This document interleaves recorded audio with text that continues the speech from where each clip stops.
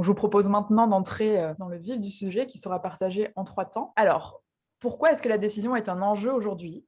La bonne décision existe-t-elle? Et enfin, est-ce que décider, ça s'apprend? Alors, chacun de ces chapitres sera introduit par un quiz dans lequel on vous posera une question dont les réponses serviront à enrichir la conversation. Puis ensuite, Chloé, Flora et Marion auront chacune 5 minutes de temps de parole pour nourrir la réflexion. À la fin de ces 3 temps, vous pourrez réagir et poser vos questions via un outil collaboratif très simple d'utilisation qui s'appelle Klaxoon. Et donc, ce sera un vrai temps dédié de questions-réponses, d'échanges et d'approfondissement de cette réflexion qui va être initiée par nos 3 intervenantes. Donc, je vous propose de commencer par le premier chapitre. Pourquoi la décision est-elle un enjeu aujourd'hui? Et je vais vous proposer de répondre à la question qui s'affiche à votre écran tout de suite. Ce qui est le plus difficile dans la décision pour moi aujourd'hui, c'est y voir clair dans les différentes options possibles, choisir une option tranchée, assumer les conséquences, faire adhérer à sa mise en œuvre, ne pas savoir si c'est à moi de prendre la décision. Je vous laisse 1 minute, on va un peu regarder le résultat à la fin. Et allez, on y va. Je mets fin au vote. Je crois que c'est assez serré, notamment pour les 3 premières propositions. Y voir clair dans les différentes options possibles, choisir une option tranchée, assumer les conséquences. Et donc, il va être temps de laisser la parole à nos intervenantes. Pourquoi la décision est-elle un enjeu aujourd'hui? Et on va commencer par Flora Bernard, si tu veux bien nous éclairer. Tu as 5 minutes. Écoute, Myriam, je ne sais pas si tout ça s'était organisé, mais la première réponse qui est sortie, c'est y voir clair dans les options possibles. Et c'est exactement le sujet par lequel j'avais envie de commencer. Parce qu'au fond, et certains d'entre vous l'ont mentionné dans les réponses que vous avez données dans le chat, on vit dans un monde qui est complexe et incertain. Alors, en réalité, le monde a toujours été complexe et il y a toujours eu de l'incertitude. Donc, d'une certaine manière, il n'y a rien de nouveau sous le soleil. Et pourtant, aujourd'hui, les enjeux sont beaucoup plus globaux. Il y a quand même une accélération. Je pense que ce qui change, c'est vraiment une accélération des phénomènes. Et donc, y voir clair dans les options possibles, peut-être beaucoup plus d'options à notre disposition. Et puis, je dirais un rapport au risque également qui a changé. Alors, je vais revenir juste quelques instants sur ces 2 termes d'incertitude et de complexité pour vous dire qu'en fait, ce dont nous avons besoin et pourquoi elle est un enjeu, c'est de développer notre discernement par rapport à la décision, c'est-à-dire justement, précisément, la capacité d'y voir clair. Alors, premièrement, l'incertitude. Comme je le disais, le monde a toujours été incertain. Le fait qu'on ne sache pas ce qui va se passer demain, précisément, eh bien, c'est un fait de la vie.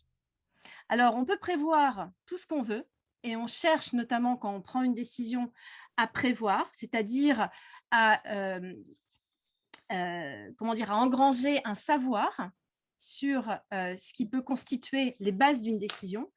Mais force est de constater qu'on ne sait pas tout et on ne saura jamais tout. Notre qualité d'être humain fait que nous ne savons pas tout. Et donc, en quelque sorte, la prise de décision, c'est quand même un peu un saut dans l'incertitude. Et la question, c'est sur quoi est-ce qu'on va baser ce saut dans l'incertitude? Et quand on ne peut pas tout savoir, quand bien même on aurait rassemblé tous les éléments de certitude autour de nous, il reste toujours cette incertitude. Et donc, la question qu'on va se poser, c'est justement sur quoi est-ce qu'on pourrait fonder, sur quoi d'autre est-ce qu'on pourrait fonder notre décision? On va le voir au cours de cette conférence, mais il y a d'autres éléments sur lesquels on pourrait fonder notre décision, comme par exemple nos valeurs. J'aimerais bien maintenant revenir quelques instants sur l'idée de la complexité. La complexité, complexus, c'est ce qui est tissé ensemble. Ce qui est tissé ensemble. Et donc, la complexité, c'est une relation dynamique finalement entre des éléments et un contexte. Et aujourd'hui, ce qui est particulier à notre époque, c'est que ces éléments sont de plus en plus nombreux et le contexte est de plus en plus compliqué à comprendre. Et donc, nous, on a besoin de quoi? On a besoin justement de discernement pour pouvoir y voir clair. Je ne sais pas si vous vous rappelez de l'image qu'on a utilisée pour ce séminaire. Donc, c'est une pelote de laine ou un fil, et puis on tire les deux côtés du fil. Je pense que c'est une image qui désigne assez bien ce qui est en jeu dans le discernement. Démêler les fils de la pensée. Démêler notre vision de ce qui est en jeu dans le contexte, dans un contexte donné, dans une situation donnée. Donc, comment on fait pour y voir clair? Comment on fait pour bien avoir conscience des cadres de représentation avec lesquels on regarde la réalité et qui viennent évidemment influencer nos décisions? Voilà, donc je pense qu'on peut commencer par ce premier point, c'est que la décision est un enjeu parce que augmentation de la vitesse, enjeux globaux, rapport au risque, qui font qu'on a besoin de développer notre discernement et notre capacité à distinguer, puisque vous savez, ou peut-être pas, mais que discerner, ça veut dire séparer. Et donc, comment on fait usage de notre raison pour pouvoir séparer des éléments et justement y voir plus clair. Merci Flora, merci beaucoup. Je trouve que c'est très intéressant cet éclairage que tu nous apportes sur l'incertitude, parce que je pense notamment à Patrick qui partageait qu'il n'a pas connaissance suffisamment de toutes les variables pour décider si oui ou non il se fait vacciner. Et tu viens de nous dire, est-ce qu'on n'aura jamais cette omniscience qui nous permet de tout savoir, d'engranger ce savoir jamais suffisant? Et donc, je trouve que c'est important ce que tu nous rappelles sur l'incertitude. L'idée ce que ça m'évoque, ce n'était pas prévu, mais je le partage avec vous, c'est que dans ce que tu as dit, j'ai entendu et ça a été dit, il y a une inquiétude par certains participants, une inquiétude face à la décision peut-être. Et moi, je vois une peur de se tromper. Voilà, quand la difficulté à décider peut venir aussi d'une peur de se tromper. Et donc, je ne peux pas ne pas faire le lien, moi, avec la question du droit à l'erreur. Voilà. Est-ce qu'on est aujourd'hui aussi dans une société ou dans des organisations qui nous donnent suffisamment le droit à l'erreur et qui donc reconnaissent suffisamment ce principe d'incertitude que tu mentionnais très bien? Peut-être pour compléter ce que tu disais, et j'espère qu'on ne va pas trop vous assommer d'entrée de jeu, mais il y a une autre raison pour laquelle la prise de décision est un enjeu aujourd'hui. C'est vrai que je suis toute rose. Je me vois là, on m'a fait la remarque tout à l'heure. Bon, ce n'est pas un sujet qui me fait rougir, mais ma caméra a décidé que je serais toute rose ce soir. Voilà. Refaire le lien avec un autre enjeu, il me semble, pour la prise de décision aujourd'hui, qui est la question de la responsabilité. Je pense qu'on est dans un moment où il y a une exigence sociétale très forte quant à la responsabilité. Chaque décideur, alors évidemment pour les dirigeants, mais aussi pour les managers, mais aussi sans doute pour nous dans nos cercles plus personnels, on est toujours plus exposé à devoir rendre compte de nos actions aujourd'hui. Voilà, parce qu'en plus, tout se sait très vite et les informations circulent très vite. Et donc, ça peut être très coûteux pour notre réputation, à la fois de personnes, mais aussi d'organisations, d'avoir pris la mauvaise décision. Et on aura l'occasion de reparler de ce qu'est une bonne décision. Je trouve, alors je dis ça et en même temps, je trouve qu'on est dans une situation qui est assez paradoxale parce qu'on est quand même un peu pris aujourd'hui dans une tension entre une tendance à la surresponsabilisation des personnes. Voilà, on a l'impression qu'on est un peu responsable de tout quand on décide. Le monde entier dépend de notre décision. Et puis, peut-être une tendance inverse, un peu à la dilution de la responsabilité, c'est-à-dire qu'on est dans des organisations et des systèmes tellement complexes qu'on ne sait plus très bien qui est responsable de quoi. Et donc, cette tendance à la dilution de la responsabilité peut aussi créer une déresponsabilisation dans la prise de décision. Voilà, donc et d'ailleurs, c'était une des options qu'on vous proposait, cette question de c'est difficile de décider parce que je ne sais pas très bien si c'est à moi de décider. Voilà, et donc c'est compliqué à ce moment-là de prendre la décision. Cette question de la responsabilité, moi, je la trouve vraiment intéressante et importante à avoir à l'esprit quand on explore ce sujet de la décision. C'est un concept, on le sait bien, nous, en philosophie, qui est délicat. Je pense là à cette citation du philosophe Jacques Derrida que j'adore et qu'on mobilise assez souvent avec Flora sur le sujet, parce que Derrida nous dit « Il faut sans cesse rappeler que quelque irresponsabilité s'insinue partout où on exige la responsabilité sans avoir suffisamment pensé ce que responsabilité veut dire. » Voilà. Et donc, je trouve que voilà, c'est bien d'exiger qu'on soit responsable de nos décisions aujourd'hui, mais encore faudrait-il qu'on ait pris le temps et le soin de clarifier ce que ça veut dire qu'être responsable de sa décision. Voilà. Et donc, peut-être que vous le savez, mais la responsabilité, ça vient du latin respondere. Donc, c'est répondre. Voilà. Être responsable, c'est pouvoir répondre de ce qu'on fait, de ce qu'on décide. C'est répondre de ce que je fais, c'est répondre à quelqu'un. Donc, la responsabilité, c'est ce qui vient nous rappeler qu'on est toujours en relation avec d'autres et que donc nos décisions ont des conséquences sur les autres. Et donc, voilà, la responsabilité, c'est cette conscience en première personne que quand je prends une décision, eh bien, ça va avoir des effets sur le monde et que ces effets pourront m'être attribués. Et aujourd'hui, c'est une question d'autant plus importante que je trouve que c'est compliqué de définir quelles sont les limites de ma responsabilité dans la prise de décision. Jusqu'où s'étend ma responsabilité dans les conséquences des décisions que je prends. Alors, la crise écologique pose la question, évidemment, à nouveau frais, mais en réalité, vous voyez, je ne sais pas si c'est indécidable, c'est cette question de la limite, mais enfin, en tout cas, moi, je me demande, dans les décisions que je prends, où ça s'arrête le cercle de ma responsabilité, hein, où ça s'arrête en termes de temps, où ça s'arrête en termes d'espace. Voilà. Et donc, je trouve qu'il y a un enjeu aujourd'hui dans la prise de décision à bien redéfinir aussi le cercle de sa responsabilité, bien redéfinir ce qui dépend de moi et ce qui n'en dépend plus. Voilà, ce qui m'appartient vraiment et ce qui ne m'appartient plus.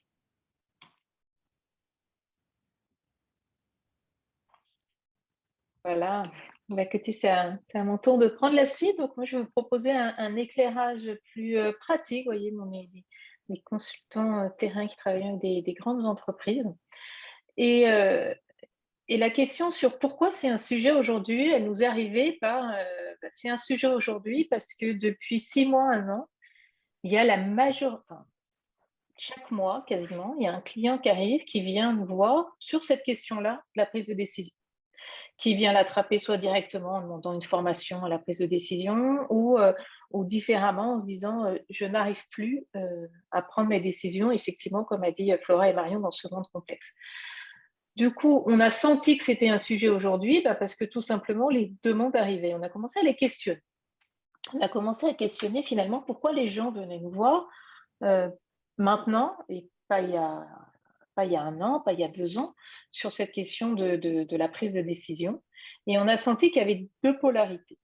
Il y avait soit ceux qui avaient une tendance, on est souvent le produit de son histoire, donc l'histoire de l'entreprise, l'histoire de l'organisation, arrivait à ce que les prises de décision étaient directives. Directives issues souvent parfois du monde de l'ingénieur, où c'est le chef qui sait, parfois des décisions hiérarchiques. Et donc, il y avait quelqu'un qui était en position hiérarchique de décider, qui prenait la décision. La décision se prenait et les autres l'appliquaient. Et ces gens-là ressentent que faire ça, ça ne marche plus.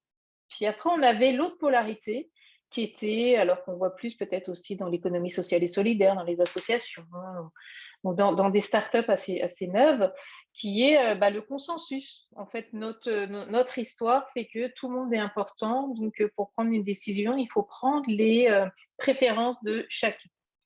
Et ils se sont rendus compte qu'avec la complexité qui grandissait, le nombre quelqu'un disait, il y a tellement de types de brosses à dents que si on va demander la préférence de chacun, ça va être compliqué. En fait, ils n'arrivent plus à décider, c'est-à-dire la décision ne se prenne plus. Et donc, la question qui se pose, c'est est-ce qu'il y a quelque chose entre ces 2 polarités, le directif et le consensus? Alors, pourquoi le directif pose sa limite? Donc, vous l'avez déjà dit aussi, ça pose sa limite à 2 endroits. La première, c'est on peut être directif quand on a la réponse. Ça veut dire quand on a une problématique qui arrive à nous et qu'on pense en tout cas qu'on a la réponse à la question, à ce moment-là, on peut la donner, la poser et les autres l'appliquent. Aujourd'hui, d'ailleurs, vous l'avez bien dit, il y a beaucoup de choix, on ne sait pas si on a des angles morts. En fait, voilà, on décide alors qu'on ne sait pas, parce que la situation est nouvelle, parce que la situation est innovante. Et cette année, on a vu nos patrons, on a vu nos dirigeants politiques être en phase de décisions forcément complexes dont ils n'avaient pas la décision. Donc, être directif, être une limite quand on ne sait pas, c'est quand je ne sais pas, si je reste tout seul à prendre ma décision, en fait, je ne sais pas quoi décider. Ça, c'est la première limite. Et c'est pour ça qu'il se pose la question. L'autre limite, quand on est dans le directif, et vous l'avez aussi nommé dans le questionnaire tout à l'heure, c'est maintenant, on se rend compte aussi de plus en plus que peut-être vous êtes le seul à prendre la décision et c'est votre décision. On parle par exemple beaucoup des décisions, c'est parfois la décision du RH de savoir si on revient au travail tous les jours ou 2 jours par semaine ou je ne sais quoi. Mais en réalité, beaucoup de personnes doivent le mettre en œuvre. Même si c'est votre décision, vous pouvez toujours le décider, la mise en œuvre ne se fait pas. Et donc, la limite du directif, c'est que les gens qui doivent mettre en œuvre la décision ne le font pas parce qu'ils se sentent dans une perte d'autonomie, une perte de liberté. La décision ne leur appartient pas, elle appartient à quelqu'un d'autre. Et du coup, vous décidez, mais la décision n'est pas mise en œuvre. Donc, on sent les 2 limites du directif qui est, de toute façon, quand je ne sais pas, je vais avoir de la difficulté à être directif et puis de l'appropriation. Le consensus, quelque part, il y a quelques mois de recul d'accompagnement d'organisations qui sont soit d'un côté, soit de l'autre. C'est peut-être même plus compliqué de les accompagner à bouger. Le problème du consensus, c'est quand l'organisation grandit et qu'on veut prendre en compte les préférences de chacun, et à la fin, on passe des heures à discuter, mais il n'y a aucune décision qui se prend parce que les points de vue des gens sont contradictoires. Et on a quelque chose d'inconfortable aussi à ne pas faire plaisir. Je demande l'avis des gens, mais je ne peux pas prendre l'avis de celui. Voilà. Tout à l'heure, on avait la petite conversation sur notre réseau interne sur de quelle couleur on va repeindre le mur, quoi, dans nos futurs bureaux. Bien sûr, bien sûr, chacun a ses préférences et on ne sera pas tous d'accord. Donc, si on commence à discuter de ça, il ne se passera rien. Et alors, c'est peut-être pas un problème que les décisions ne se passent pas, mais on ressent aujourd'hui que ne pas décider est un problème, parce que ne pas décider tombe sur de l'immobilisme et empêche notamment tout ce qui peut être de l'ordre de la reprise économique, et ce qu'on appelle aussi du mouvement. On sent, puis on en parlera peut-être plus tard, que ce qui compte, c'est de continuer et de se mettre en mouvement. Donc, pourquoi, de notre point de vue, on sent que c'est une question aujourd'hui? C'est une question aujourd'hui, pas parce que les organisations se posent la question. Donc, s'ils se posent la question, c'est que c'est une question. Et c'est une question parce que les habitudes, enfin, le produit de notre histoire nous a amené à 2 modes de décision préférés qui, en fait, deviennent inopérants. Et donc, il va falloir peut-être chercher autre chose. Voilà, Myriam, ce que je peux raconter sur ce sujet. Je rends l'antenne. Merci beaucoup, merci à toutes les 3. On va directement passer au 2e chapitre. Je rappelle à l'audience que vous pourrez réagir et poser toutes vos questions à la fin des interventions pour un vrai temps d'échange dédié. La bonne décision existe-t-elle? Pour introduire cette réflexion, un nouveau quiz va apparaître sur votre écran. Voilà, et je vous propose de répondre à cette question. Donc, la bonne décision existe-t-elle selon vous? Selon vous, la bonne décision, c'est quoi? C'est une décision qui marche, une décision qui est bonne pour moi, une décision qui est bonne pour les autres, une décision conforme à mes valeurs, une décision réfléchie. Et je vais vous partager les résultats. Voilà, alors 73%, on a une décision conforme à mes valeurs, suivie d'une décision réfléchie, 41%. Et puis, une décision qui est bonne pour moi. Par contre, une décision bonne pour les autres, Bonne pour les autres, 16%. Voilà, merci. La sincérité de ce public.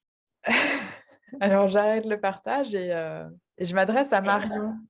Ouais, merci beaucoup, Myriam. Marion, la bonne décision existe-t-elle? Alors, je trouve intéressant, il y a eu une proposition d'une autre option de réponse qui est une décision qui rend heureux. Voilà, la bonne décision, c'est la décision qui rend heureux. Je trouve que c'est intéressant. Bon, Flora aura l'occasion de revenir sur cette question des valeurs qui ressort quand même, qui ressort en premier, si je ne m'abuse, hein, une décision conforme à mes valeurs. Donc, on aura l'occasion de revenir sur ce sujet. Vous imaginez bien que si la bonne décision existait, s'il y avait une définition de la bonne décision applicable à tous et toutes en toutes circonstances, les choses seraient beaucoup plus simples et on ne serait sans doute pas là ce soir pour s'en parler. Ce qui est intéressant, c'est de se dire que souvent, que la bonne décision, elle est bonne rétrospectivement. C'est-à-dire qu'en réalité, on fait tout en amont, puisque quelqu'un parlait dans le chat de ce qui se passe en amont de la décision. On fait tout en amont pour que la décision soit bonne, mais qu'en réalité, c'est souvent après coup qu'on va pouvoir constater si elle l'était effectivement.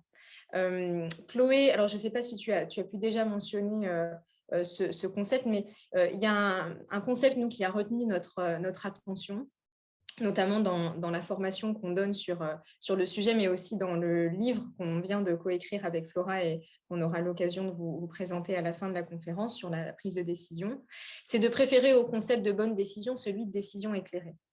Il nous semble qu'il y a dans l'idée de bonne décision un certain nombre de pressions qui fait que voilà, on se fait un peu des nœuds au cerveau et que peut-être cette idée de bonne décision n'est pas très encapacitante. Voilà, et donc on trouve que la notion de décision éclairée, qu'on n'a pas inventée, hein, mais qu'on reprend à notre compte, est plus féconde et plus pertinente pour nous aider à penser la décision aujourd'hui.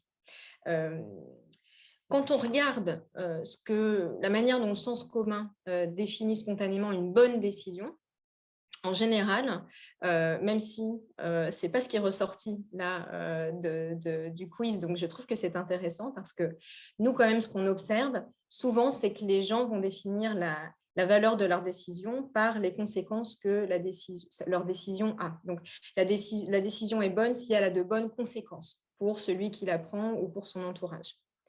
Mais c'est aussi souvent, en tout cas aujourd'hui dans les organisations, c'est encore très présent, une bonne décision, c'est déjà celle qui est quand même conforme aux règles et aux normes en vigueur dans mon environnement, quoi. Voilà. Donc, on a cette idée que la bonne décision, c'est la décision conforme. Et puis, le mot philosophique, c'est conséquentialiste, c'est-à-dire qu'on s'intéresse surtout aux conséquences de sa décision. Donc, le problème, c'est que cette définition-là de la bonne décision, vous voyez, elle ne nous dit pas comment faire pour prendre la bonne décision quand on est dans une situation de forte incertitude face aux conséquences, quand on est dans une situation d'absence de règles, c'est-à-dire que quand en fait je n'ai pas de règles auxquelles me conformer, ou quand ce qu'impose la règle, le principe ou la norme est contre-intuitif d'un point de vue éthique. Là aussi, c'est compliqué de prendre la bonne décision.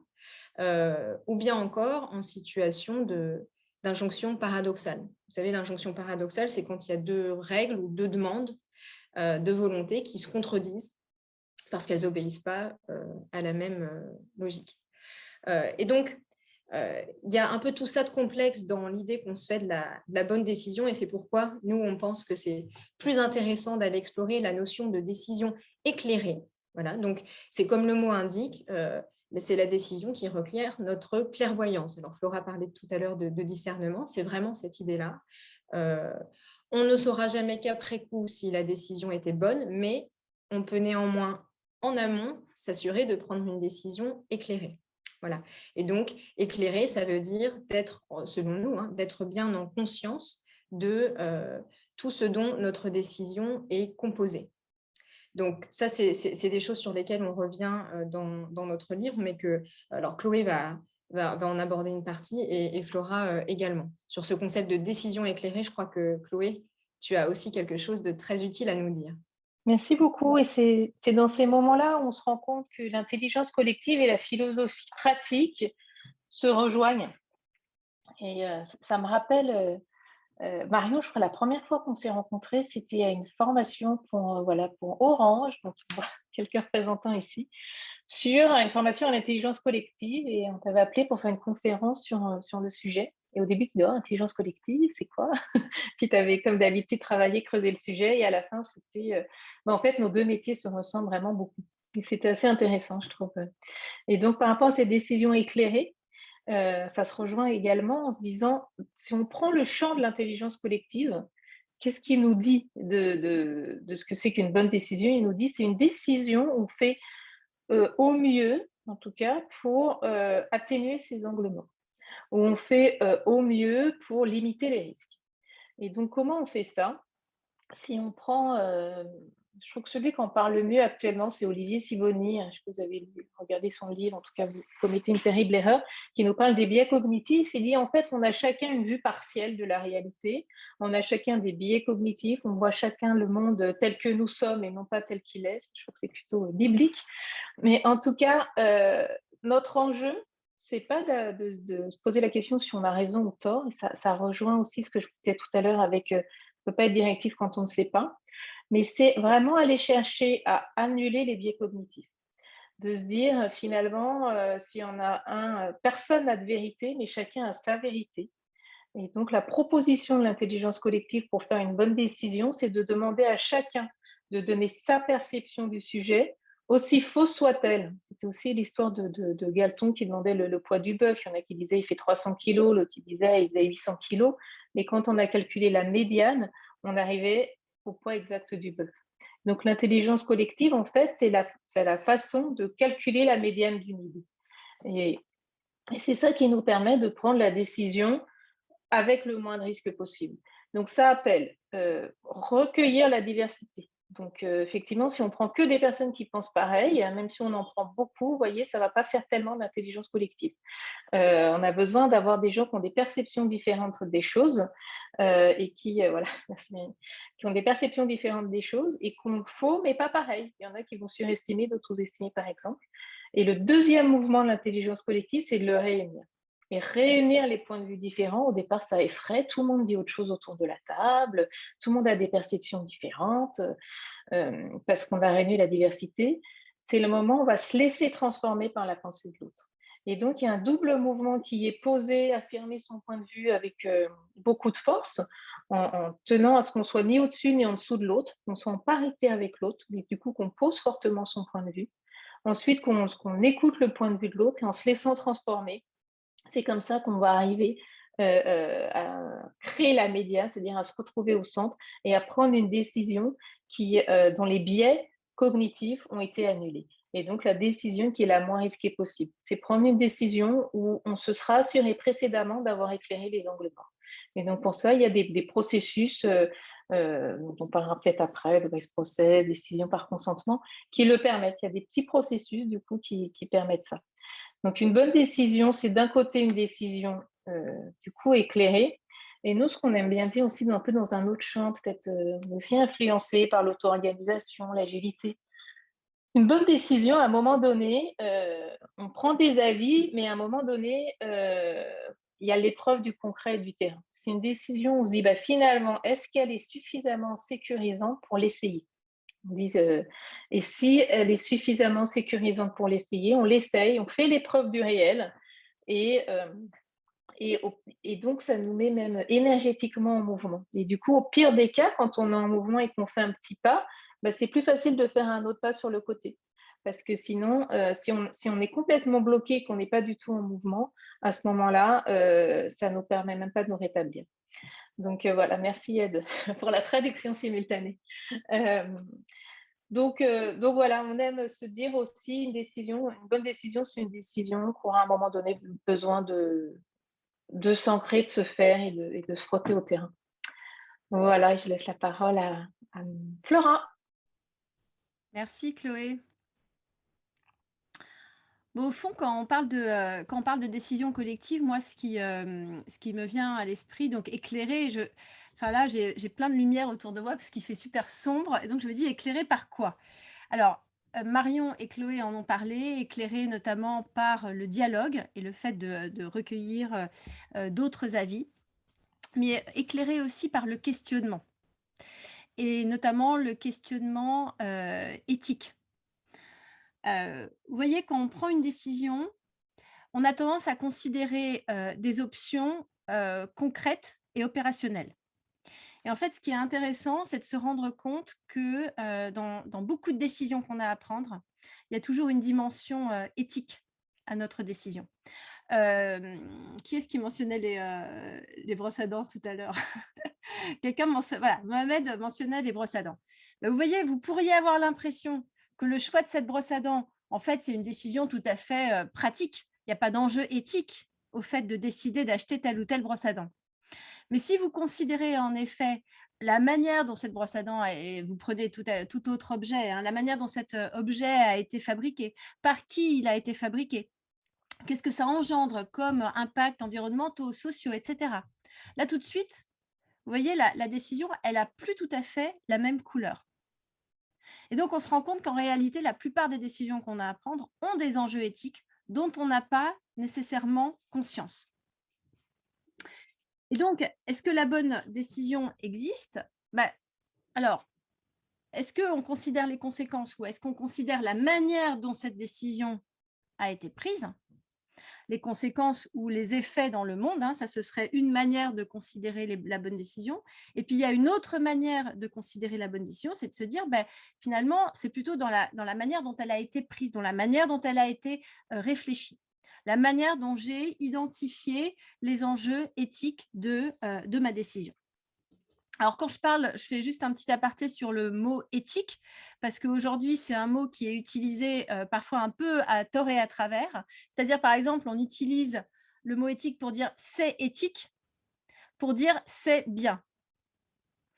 Alors, éthique, en grec, donc ça vient du grec, hein, la morale vient du latin, l'éthique du grec, mais en fait, ça veut dire la même chose, ça veut dire comportement. Et donc, l'éthique, c'est ma manière de me comporter. Et donc, une décision éthique, c'est une décision qui va s'interroger sur ce qu'elle implique en termes de comportement. Parce que vous voyez, une décision, la manière dont je prends mes décisions a quelque chose à dire sur ma manière d'être et sur ma manière de me comporter. Alors évidemment, on n'y pense pas à chacune des décisions qu'on a à prendre. Vous voyez, ça pourrait être assez vertigineux et angoissant de penser à ça pour chacune de nos décisions. Mais en tout cas, pour celles qui sont importantes, je pense que c'est intéressant d'élargir le spectre et de se dire, finalement, quand je décide quelque chose, ça a quelque chose à dire de mon comportement. En fait, la question de la bonne décision, c'est aussi la question de la plupart des philosophes dans l'histoire de la philosophie, qui est: que dois-je faire? Que dois-je faire? Et alors, il y a eu plusieurs réponses à cette question. Marion a mentionné les conséquentialistes. Il y a une grande famille de philosophes, 18e, 19e siècle, notamment dans le monde anglo-saxon, conséquentialistes, utilitaristes, qui disent que mon action, donc mes décisions, doivent être guidées par les conséquences. Donc là, on a une certaine réponse, c'est-à-dire ça marche.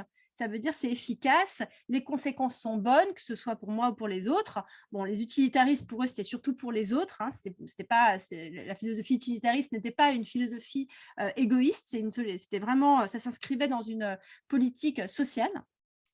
Mais donc, on a un premier endroit où la bonne décision, c'est la décision qui a des bonnes conséquences. Ça, c'est une première disposition éthique, on pourrait dire. Il y en a une deuxième, ça c'est le philosophe Kant, c'est toute l'éthique du devoir, c'est-à-dire qu'une bonne décision, c'est une décision qui me permet de respecter mon devoir, de respecter la loi, de respecter les normes. Ça, c'est un deuxième champ. Et puis, on a une troisième disposition éthique, qui est l'éthique des vertus. Donc là, on repart dans le passé, on est avec Aristote et puis aussi toutes les écoles de philosophie antique qui nous disent en fait qu'une bonne décision, et là on rejoint ce que certains d'entre vous ont souligné tout à l'heure, c'est une décision où je peux être en cohérence avec mes valeurs. C'est une décision en fait où je me demande, au fond, quel être humain est-ce que j'ai envie d'être ? Et en quoi est-ce que cette décision-là me permet d'actualiser ou de mettre en pratique ou de montrer en quelque sorte au monde, mais d'abord à moi-même, cet être humain que j'ai envie d'être. Donc la question de la cohérence avec les valeurs, ça, c'est l'éthique des vertus. Pour conclure, juste 30 secondes, au fond, c'est quoi une décision? Et on a bien vu qu'il y a un moment, le moment de l'avant, il y a le moment qui tranche, et puis il y a le moment de l'après. Donc, une bonne décision, c'est une décision qui a bien pris en considération tout ce qu'il y avait avant, c'est-à-dire les conséquences, le devoir, les valeurs. En fait, je pense qu'il n'y a pas à choisir entre les trois, mais à considérer les trois. une bonne décision, c'est une décision à un moment donné, enfin, la décision, c'est justement l'acte de trancher, et puis d'assumer les conséquences. Et je terminerai par la citation de Paul Ricoeur qui nous dit « Se décider, c'est trancher le débat en faisant sienne une des options considérées. » Se décider, c'est trancher le débat en faisant sienne une des options considérées. Troisième chapitre de ce webinaire, décider s'apprend-il? Pour lancer ce chapitre, un troisième et dernier quiz qui apparaît tout de suite sur vos écrans. Alors, comment vous avez appris à décider, vous? En regardant les autres faire, en suivant votre bon sens, en participant à une formation, en lisant des livres, ou vous n'avez pas appris à le faire? Vous avez appris à décider en suivant votre bon sens, pour 43% d'entre vous. Vous n'avez pas appris à le faire, je n'ai pas appris à le faire, à 22%. 16% en regardant les autres faire. 11% en lisant des livres. Certains ont été cités tout à l'heure. Et 8% en participant à une formation. Merci pour ça, c'est très intéressant en fait. Sur cette question, je ne m'attendais pas à cette réponse-là.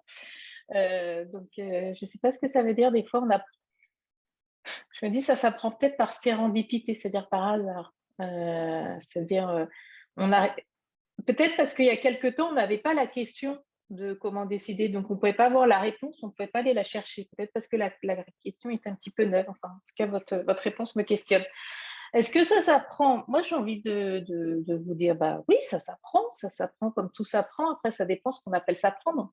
Ça s'apprend dans le sens où ça va vous éclairer. On peut éclairer et mettre de la conscience sur des choses qu'on faisait avant naturellement, inconsciemment, et ça peut. Vous pouvez aussi être surpris par le fait qu'il y a des méthodologies qui existent et vous ne saviez même pas que vous ne saviez pas, et donc vous ne saviez pas que ça existait. Pour reprendre un peu mon propos tout à l'heure, c'est aussi si on n'est pas dans le directif et qu'on n'est pas dans le consensus, c'est-à-dire si on ne peut pas continuer le fil de ce qu'on faisait avant, si on ne pouvait pas continuer le fil de son bon sens ni des autres qui sont autour de nous, à un moment, on va être confronté à l'obligation d'aller chercher autre chose et du coup d'apprendre. Et qu'est-ce qu'il y a à apprendre? Plus exactement, je pense que la première chose à apprendre, c'est de se poser la question en fonction du contexte. Comment je décide. Et les processus de décision dépendent, il n'y en a pas un qui marche pour tout. Ça dépend essentiellement des contextes. Et si on veut simplifier, il y a le contexte je sais pas, on ne prend pas pareil la décision. Si c'est un truc routinier dont on a la réponse ou si vraiment on n'a aucune idée.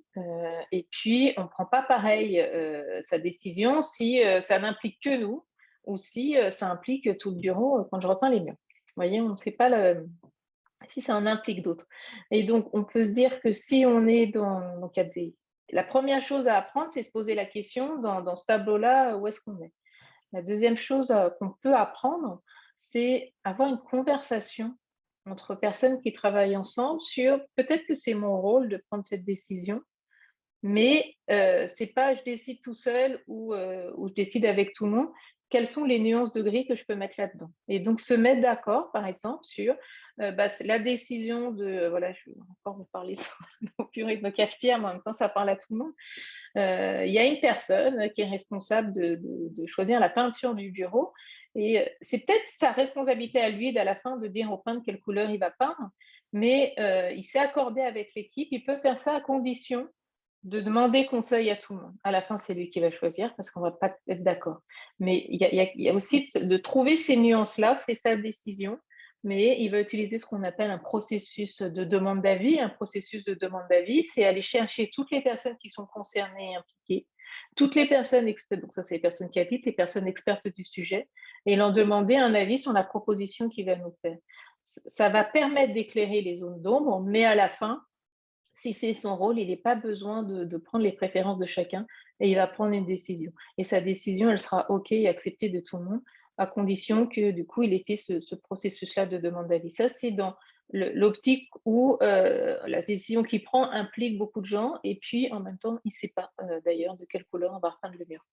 Après, il y a des décisions qui sont plus stratégiques, vous voyez, où il va falloir prendre en compte en fait l'avis des autres. Par exemple, définir le plan stratégique de votre entreprise. Vous voyez, c'est un autre niveau de stratégie.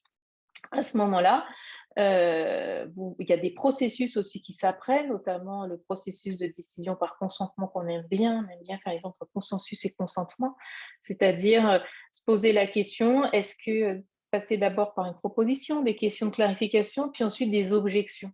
On va demander aux gens, est-ce que c'est risqué pour la boîte si on fait ça? Est-ce que c'est risqué pour moi? Est-ce que c'est risqué pour quelqu'un?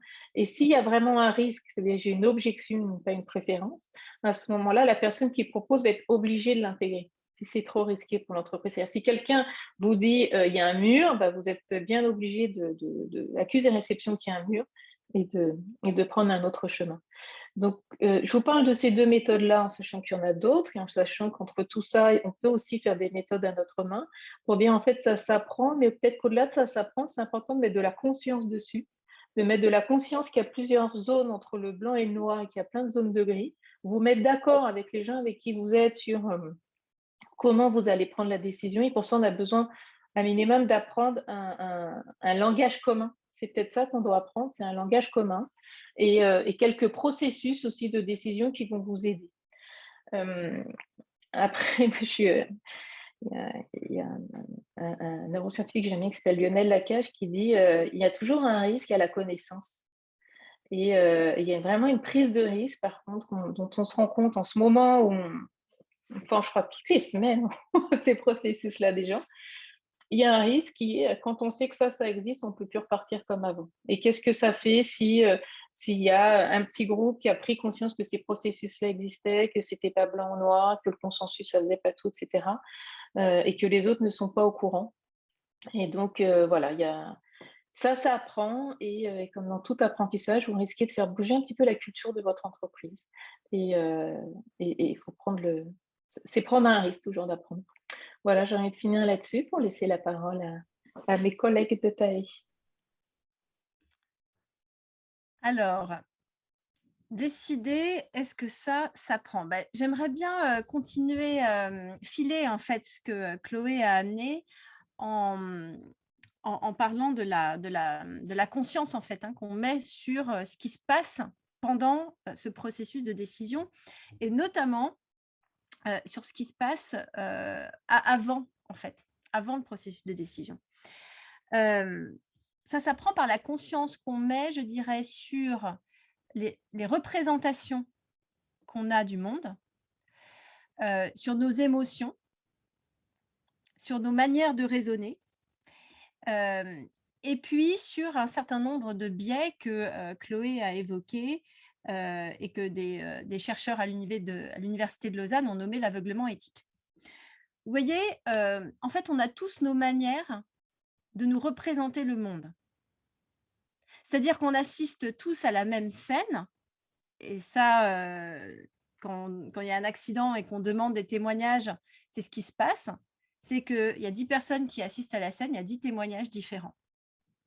On a tous une certaine manière d'appréhender le monde et de regarder le monde, et on va tous être sensibles à certains éléments dans ce monde. On va voir des choses différentes.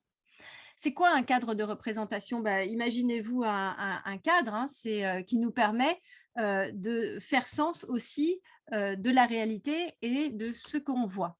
C'est-à-dire qu'il y a des choses qui vont être à l'intérieur qu'on va voir, et il y a des choses qui vont être à l'extérieur qu'on ne va pas voir. Si on devait prendre en compte tous les éléments du contexte, on ne déciderait rien du tout, il y en a beaucoup trop. Et donc, nos cadres de représentation nous aident parce qu'ils simplifient la réalité.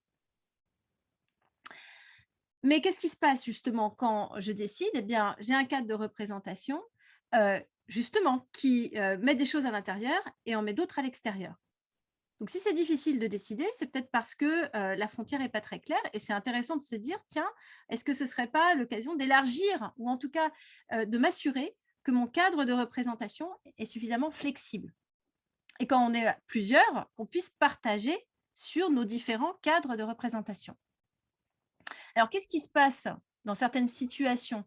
Et dans certaines situations notamment de pression du groupe, pression du rôle, pression du temps, pression de l'autorité, eh bien, vous voyez, nos cadres de référence se rigidifient.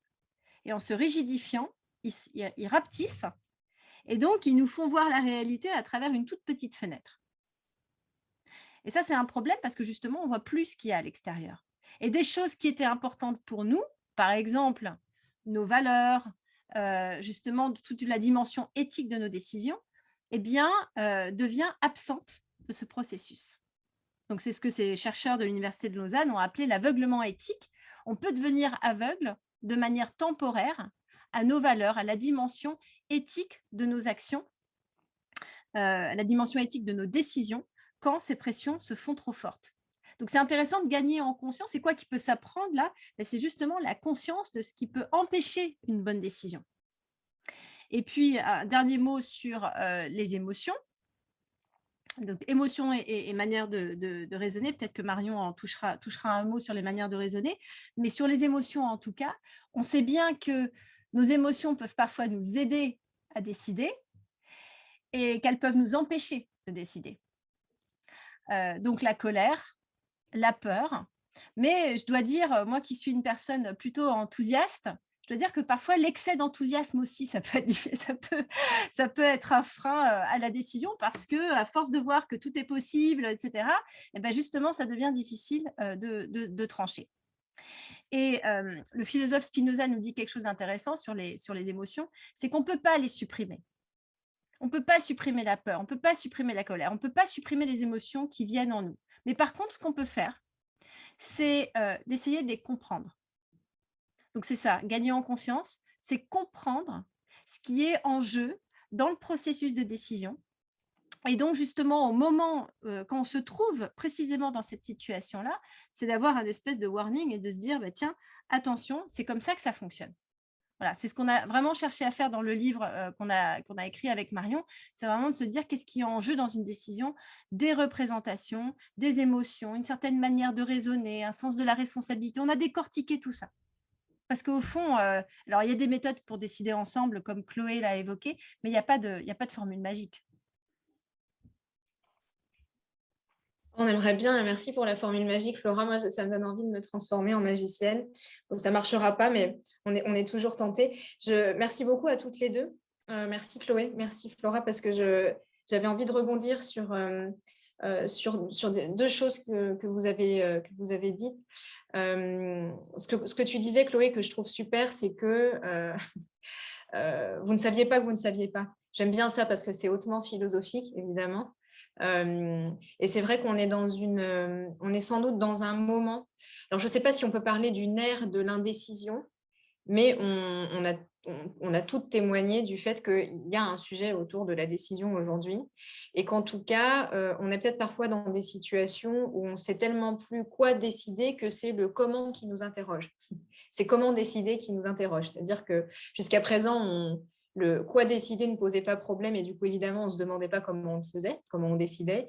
Et maintenant, la question de qu'est-ce qu'on décide est tellement importante qu'on est obligé de regarder comment on décide avant de répondre à la question qu'est-ce que je décide. Et ce que je trouve intéressant dans ce que tu disais, Flora, par la suite, c'est que finalement, tu as bien clarifié comment il y a deux, mais Chloé, tu le disais à ta façon aussi, il y a deux façons d'entendre ce que veut dire apprendre. Apprendre au sens de comprendre et donc de prendre conscience. Et ça, je pense que ça se joue plutôt au niveau de la décision individuelle. C'est-à-dire que si on apprenait à décider individuellement, c'est plutôt au sens de prendre conscience de ce dont ma décision est composée. Et il y a apprendre au sens d'acquérir un savoir, une méthode, un processus. Et donc ça s'applique plutôt, à mon sens, à la décision collective, c'est-à-dire que s'il y a à apprendre à décider, au sens d'acquérir un savoir, c'est plutôt apprendre à décider ensemble. Parce que sinon, en dehors de ça, et ce n'est pas pour ne pas être d'accord avec vous, mais personne n'a appris à décider. Enfin, je veux dire, décider, c'est quand même quelque chose de pré-réflexif. On prend des millions de décisions par jour depuis très, très longtemps. Et on n'a jamais appris à le faire au sens de l'acquisition d'un savoir et on n'a jamais appris à le faire au sens de la conscience de ce que c'était que décider. Et donc, je trouve que c'est intéressant qu'on nomme là qu'est-ce qu'on met exactement, nous, dans apprendre aujourd'hui. Peut-être que pour conclure provisoirement, en tout cas, sur cette dernière partie, moi, je voulais revenir rapidement sur une chose que vous avez nommée, qui est au cœur notamment de la décision collective et qu'on sous-estime, en tout cas, dont on ne pense pas que ce soit une chose qui s'apprenne, alors que notre conviction, c'est qu'elle s'apprend, c'est le dialogue. C'est-à-dire que c'est bien de vouloir sortir du consensus pour faire du consentement. Il y a des processus pour faire du consentement, mais il me semble que si on n'apprend pas aussi à dialoguer, même les méthodes de consentement peuvent être déceptives. Et que donc, c'est un peu notre conviction, c'est vrai avec Flora, mais c'est aussi l'expérience qui nous a montré qu'on a un gros sujet aujourd'hui sur notre capacité à dialoguer, sur la possibilité de le faire, mais surtout sur notre capacité. Et je pense qu'il y a le présupposé que dialoguer ne s'apprend pas. Voilà, on se dit on part du principe que comme tout le monde peut dialoguer, tout le monde sait le faire. Mais en fait, ce n'est pas vrai.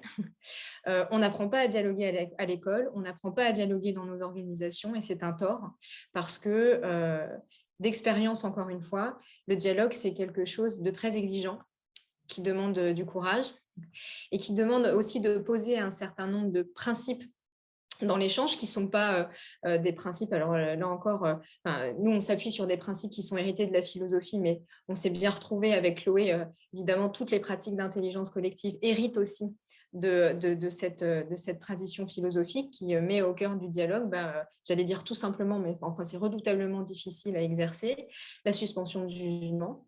C'est-à-dire, est-ce que je peux vraiment dialoguer et donc créer du consentement s'il y a de la suspension de jugement, si on est en train toujours de s'opposer, de tenir ferme sur nos opinions et de juger celles des autres. Est-ce qu'il peut vraiment y avoir dialogue si on ne s'impose pas d'une certaine manière de construire sur la parole de l'autre, et donc c'est-à-dire de l'avoir suffisamment entendu pour en faire quelque chose, qu'on soit d'accord ou pas. Et donc il y a aussi un vrai enjeu, mais je crois que tu l'as évoqué, Chloé, sur notre rapport au désaccord. Notre rapport au fait de ne pas être d'accord. On n'aime pas trop ça. Alors en même temps, on aime bien le débat en France, et en même temps, on n'est pas toujours très à l'aise avec le désaccord, voire avec le conflit. Donc il y a un vrai apprentissage, je pense, à cet endroit-là. Et puis, le troisième principe, à minima, qu'on peut se donner pour essayer de s'assurer qu'on a un vrai dialogue, c'est de parler en première personne.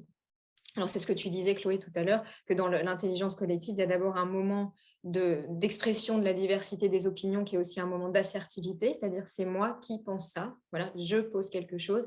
Ça, c'est très important pour la qualité d'un dialogue, c'est qu'il y ait une parole en première personne qui soit assumée, qu'on ne soit pas dans le « on », anonyme, voilà, qui est une parole en première personne assumée, mais qui soit une parole qui est légitime, avec cette idée que je ne détiens pas la vérité à moi seule, mais qu'ensemble, on va pouvoir trouver une vérité au centre, voilà, une vérité de la situation au centre.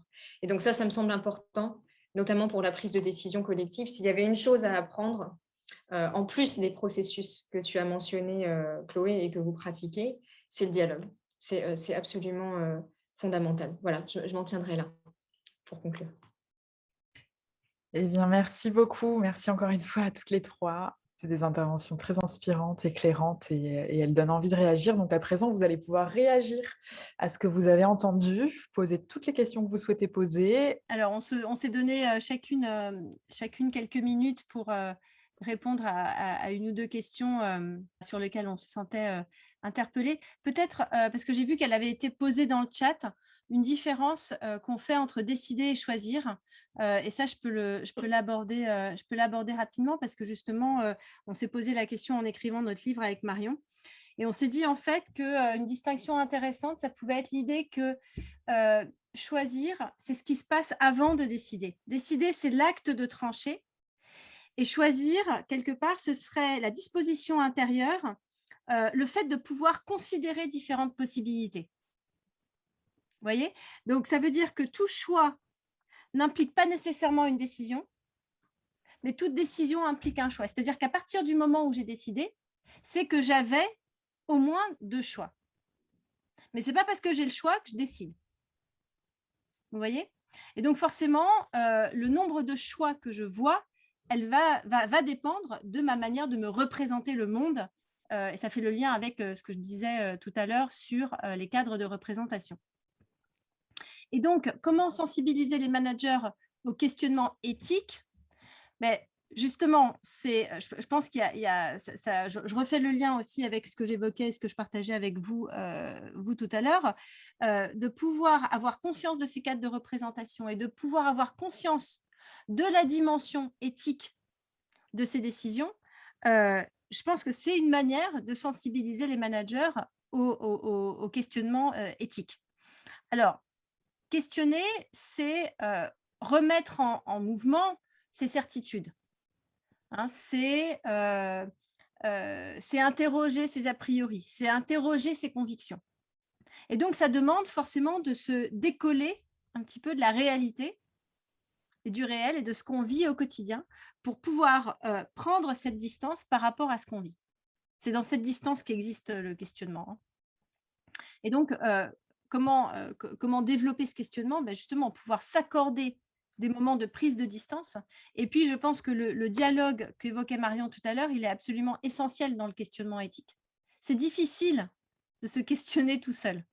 Et puis, comme je l'évoquais tout à l'heure, on a tous des dispositions éthiques différentes, des profils éthiques différents. Il va y avoir des choses, on l'a bien vu à vos réponses aux questions, il va y avoir des choses qui vont être importantes pour l'un et moins importantes pour l'autre. Et donc, de pouvoir avoir un groupe de personnes qui partagent un questionnement et donc différents points de vue sur une situation, il me semble que ça peut être une manière d'aider à la prise de décision. Et puis, dernier point, et ce sera une manière de conclure juste mon intervention maintenant et de faire le lien avec une autre question qui me semble intéressante, c'est dans le quotidien des entreprises, à quel point les valeurs guident les actions. Justement, je pense que pas énormément en réalité.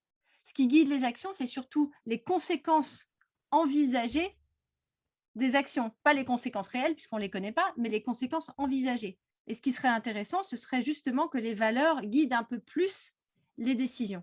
Quand les entreprises travaillent sur leurs valeurs, elles ne prennent pas la mesure de l'importance que ces valeurs peuvent avoir précisément pour prendre telle ou telle décision. Donc, je pense que les valeurs mériteraient d'être beaucoup plus utilisées pour justement être un guide pour l'action et donc pour la décision. Prends la suite pour 3 minutes. Myriam, tu me feras coucou au bout de 2. Alors, j'avais envie de prendre quelle est la place de la hiérarchie dans les modèles de décision collective. Et cette décision, elle est primordiale, en fait, cette question. La hiérarchie, c'est avec la hiérarchie que vous décidez, vous mettez d'accord sur comment décider. C'est-à-dire, avant de décider, il faut décider comment on décide. Et il peut y avoir, donc c'est avec la hiérarchie que vous décidez quel est le niveau d'autonomie de chacun, quel est le périmètre, le bac à sable sur lequel je peux prendre mes décisions. Et après, avec qui vous négociez, les décisions sur mon bac à sable, je les prends tout seul, je les prends en demandant un avis, je les prends par consentement en fonction du contexte. Donc, il peut tout à fait y avoir des décisions qui sont et c'est là où on n'est pas dans le consensus, justement. On peut tout avoir des décisions qui sont collectives, c'est-à-dire qui sont éclairées par la diversité des points de vue. Et c'est en ça qu'elles sont collectives, avec à la fin une personne qui décide, mais en prenant en compte les points de vue de tout le monde. Et c'est vraiment, en intelligence collective, on parle du lien entre le je et le nous. C'est peut-être ma décision, mais je prends en compte les avis des autres parce que ce sont mes angles morts. Et donc, la hiérarchie peut toujours exister, et existe en fait toujours. Une autre question qui est à côté, développement personnel et décision. Je la trouve intéressante parce que j'ai écrit une fois un truc sur développement personnel et intelligence collective. Est-ce que c'est pareil ou est-ce que ça va ensemble ou est-ce que c'est contradictoire? Ce qu'on a vu depuis le début, c'est que chacune avec nos mots, on a dit soit on appelle ça poser son jeu, soit on parle de biais cognitifs. Enfin, ce dont on a besoin dans la complexité et l'incertitude, c'est que tout le monde est faux, mais avec ses propres lunettes. Ça veut dire de mettre en lien sa propre subjectivité et d'en avoir conscience. Donc, on peut considérer que le développement personnel nous aide à avoir conscience du fait qu'on n'a pas raison ou tort, mais qu'on voit le monde avec notre propre biais cognitif et qu'on a conscience que les autres en ont un aussi. Ça nous donne aussi un petit peu de lumière sur avec quel biais cognitif je parle. Est-ce que je suis trop enthousiaste? Est-ce que je suis trop prise de risque, etc. Et donc, le développement personnel peut aider à accueillir sa subjectivité et du coup, peut aider à ce qu'on mette notre subjectivité au service du collectif, sans en avoir peur et sans se dire « Ah bah l'autre, s'il dit ça, je vais dire pareil parce qu'en fait, c'est vachement bien ce qu'il dit. » Accueillir ça. Et en même temps, c'est aussi une forme de développement personnel d'être dans ce dialogue-là, parce que d'être dans ce dialogue fait aussi que la nouveauté qui sort vous transforme. Donc, je pense qu'il y a un aller-retour dans ces modèles-là. Il y a des nouvelles questions qui apparaissent. Est-ce que la décision par consentement s'applique à tous les types de décisions? Non. Il n'y a aucun modèle qui s'applique à tous les types de décisions. C'est ça qui est intéressant. La décision par consentement s'applique quand la décision elle est complexe. Donc déjà, quand vous n'avez pas la réponse. Si vous avez la réponse et que c'est simple, n'allez pas commencer à embêter tout le monde à leur demander leur avis. Et il y en a toute la journée, on prend des décisions. Donc toute la journée, il y a des décisions simples. Et ça demande aussi, c'est aussi des décisions qui ont des impacts, il y a des personnes impliquées, concernées, qui vont les impacter. Donc, c'est pour des décisions complexes pour lesquelles on est obligé de prendre l'avis des autres parce que sinon, on met en risque l'entreprise ou l'organisation. Donc, il n'y a aucun mode de décision qui va à tout. Et je pense que c'est la première chose à éclairer, peut-être un des messages qu'on a souhaité passer. Donc, c'est peut-être là-dessus que j'avais aussi envie de finir. C'est une méthode comme d'autres et ça ne s'applique absolument pas à tout. Super, merci beaucoup Chloé, merci Flora. Alors, moi je voulais rapidement revenir sur une question qui vous a pas mal interpellé sur la société, nos entreprises aujourd'hui nous infantilisent-elles dans la prise de décision. Alors ça, je trouve que c'est intéressant parce que, enfin moi ça me fait particulièrement réagir parce que oui, il y a tout un tas de choses que vous avez mentionnées qui tendent à nous infantiliser dans la prise de décision au sens de on décide à notre place. Et parfois à notre place et à notre insu. Maintenant, si on a conscience, comme vous, les auteurs de cette question, qu'on nous infantilise dans certaines de nos décisions, une fois que j'en ai conscience, il m'appartient de ne pas seulement critiquer le fait que cette infantilisation existe, mais il m'appartient de récupérer mon pouvoir de décider. Et que si j'attends qu'on me rende ce pouvoir, je suis encore dans l'infantilisation. Parce que l'enfant, c'est celui qui attend qu'on lui donne. Donc, c'est bien de critiquer l'infantilisation, c'est bien d'en avoir conscience. Je pense que ça ne suffit pas. Une fois qu'on en a conscience et qu'on l'a critiqué à raison, eh bien, c'est à nous de reprendre ce pouvoir de la décision là où on estime que parfois on décide à notre insu ou pour nous.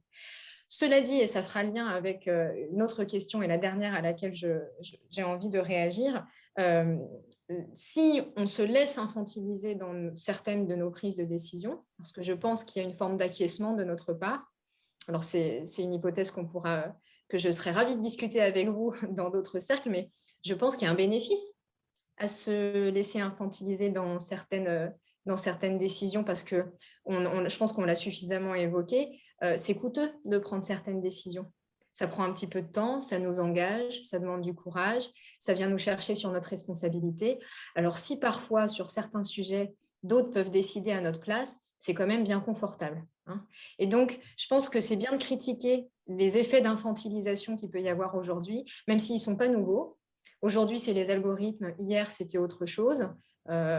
Et donc, autre chose, je pense, à une certaine manière de pratiquer la religion, par exemple, même si, je pense qu'il y a plein de manières de pratiquer la religion. Il y a des manières extrêmement éclairantes et responsabilisantes, mais on sait aussi qu'il y a eu des manières infantilisantes de pratiquer la religion et donc de décider à la place des gens. Donc, tout ça pour dire que ce phénomène d'infantilisation, il n'est pas nouveau et que ce qui est important, c'est qu'est-ce qu'on en fait. Voilà, comment est-ce que nous, on récupère ce pouvoir de décision.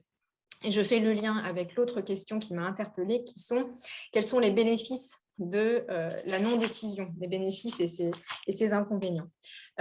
Vous dire simplement que j'adore cette question. La non-décision, ce n'est pas l'indécision, ce n'est pas la même chose. Ne pas décider, la non-décision, ce n'est pas être indécis. Pour moi, la non-décision, c'est pas l'absence de choix non plus. Parce que quand je ne prends pas de décision, ça peut être le choix de ne pas la prendre. Donc, pour moi, ne pas décider, c'est encore décider. Donc, dans ma non-décision, il y a encore de la décision. Et je pense évidemment à une notion qui m'est chère, et certains d'entre vous le savent, à la notion de non-agir dans la pensée chinoise. Si on s'inspire de la pensée chinoise, la façon occidentale qu'on a, nous, de considérer la décision, du point de vue de cette pensée-là, est assez prétentieuse. Parce qu'on se dit, en fait, quand je décide, je fais le réel. En décidant, je façonne le réel, donc j'ai une grande responsabilité. C'est vrai. Et en même temps, les penseurs chinois nous ont alertés sur le fait que quand on décide, en fait, on ne crée rien ex nihilo, on ne fait d'une certaine manière que choisir d'épouser ou de laisser faire une certaine tendance qui est à l'œuvre. Voilà, une certaine puissance qui est à l'œuvre. Et donc, je trouve que c'est intéressant de peut-être pouvoir aussi considérer qu'il y a dans la non-décision non pas une lâcheté ou une frilosité, mais peut-être une forme de sagesse qui est, en fait, j'écoute ce qui se passe, j'épouse et je potentialise la situation. Voilà, plutôt que de me dire, j'ai tout pouvoir sur le réel, et donc je vais venir poser une décision qui va vraiment changer le monde. Voilà, donc je trouve que c'est intéressant de faire ce lien entre non-décision et non-agir et de se dire, tiens, je ne suis pas, comme disait Descartes, maître et possesseur de la nature. Je suis une force parmi les forces et donc peut-être que je peux apprendre aussi à réécouter tout ce qui est en présence. Il est temps de clôturer ce webinaire. Encore un grand merci, Flora, Marion, Chloé. Et merci à vous, les participants. Si ce sujet vous intéresse et que vous souhaitez aller plus loin, Flora Bernard et Marion Genève ont récemment publié un livre. Je vous laisse en parler, mesdames. Petit coup de pub. Oui, donc voilà, Marion et moi, on a récemment, ça s'affiche à l'envers chez moi, mais bon, peut-être que c'est à l'endroit chez vous. Ah ouais, c'est ça. Donc la prise de décision, un peu de philosophie pour les pros qui veulent décider autrement. Mais comme on le partageait avec vous en introduction, c'est un sujet qui nous occupe et nous préoccupe depuis un certain nombre d'années avec Marion. On propose une formation sur le sujet et en fait, on a voulu à la fois rassembler les idées qu'on avait développées sur ce sujet depuis quelques années et puis en approfondir d'autres. Et puis écrire un livre ensemble, voilà, parce qu'on aime beaucoup faire les choses ensemble. Et donc, ça a été l'occasion de dialogue entre nous, de recherche déjà, de lecture, d'écriture, et puis de dialogue entre nous pour justement construire une pensée partagée autour de ce sujet. Et donc, voilà, vous y trouverez des éléments qu'on a partagés avec vous ce soir, hein.